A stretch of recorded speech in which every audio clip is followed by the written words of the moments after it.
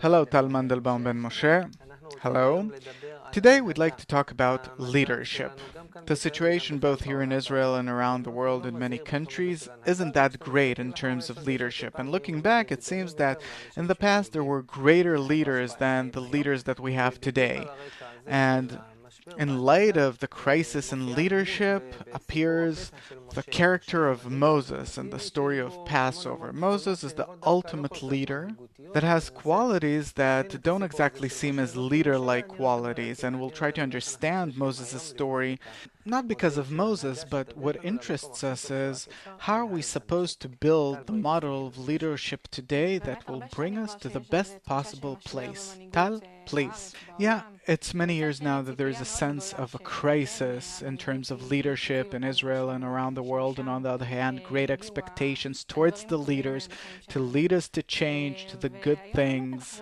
And today we'd really like to talk about Moses as a leader who succeeded in really making a change in our people to lead them through a great transformation despite all the complexity and the resistance, and he really worked miracles. And we'd like to get a bit deeper into this personality and understand it because there were many books written about him, movies made about him. Yeah, the movies, I like that part.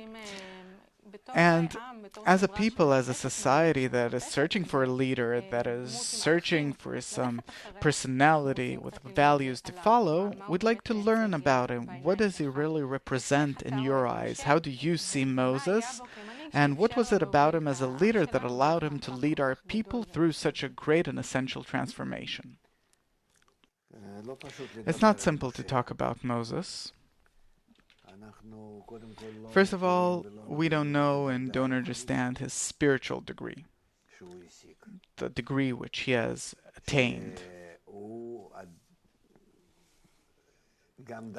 That both on the spiritual degree and how it was revealed in our world as a person, he is the highest. Highest meaning in the quality of bestowal and love of others, more than anyone else. Now, in terms of his leadership, his capacity of being a leader, he had no capacity of being a leader. And the leader of Israel doesn't need any leadership capacity at all. They're people who know how to manage, know how to correctly twist others according to their egos, for better or for worse, but according to the ego. And the true leader, which is called Israel, Yashar Kel, meaning aimed straight at the quality of bestowal and love that's leading us to the quality of bestowal and love. He doesn't have to be smart, sophisticated. He doesn't have to work with some kind of a sophistication or trickery, but he actually has to be innocent. Because to the extent of his innocence, the upper light is operating through him onto others. What do you mean by innocent? Tamim. Innocent meaning that he doesn't want anything aside of cleaving himself as much as possible to the quality of bestowal and love called the Creator, the higher force. And if he follows that, then the higher force, the force of bestowal and love, this is how it's called, is working through him on all the people, on the entire nation. And then accordingly he educates the nation and gradually brings them every time patiently through all the different events until he brings them to correction, where they too take on the same quality of patience, connection, mutual concessions, mutual connection. And this is how they become the people of Israel, where they are all connected so that the quality of bestowal and love called the Creator will reveal among them. This is actually who Moses is, what Moses is. Meaning his qualities are qualities.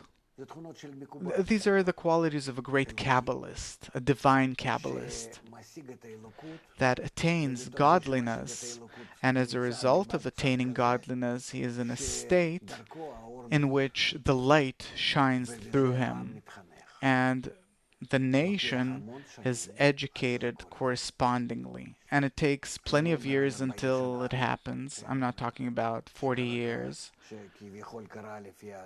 That this is how it seemingly was according to, but 40 years is raising a person from the degree of his will to receive to the degree of the will to bestow. From Malchut to Bina, the difference between Malchut and Bina is 40.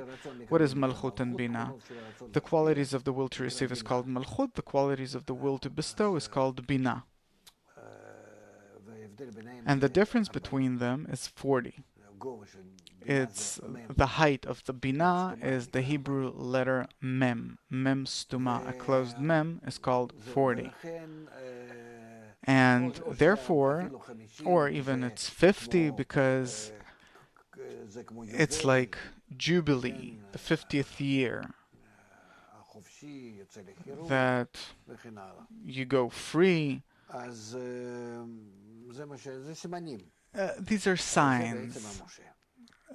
This is actually Moses, a very hard leader, hard towards himself, hard towards the people that he can't make any concessions because he sees, according to his level, that there can be no concessions. Either you go or you die.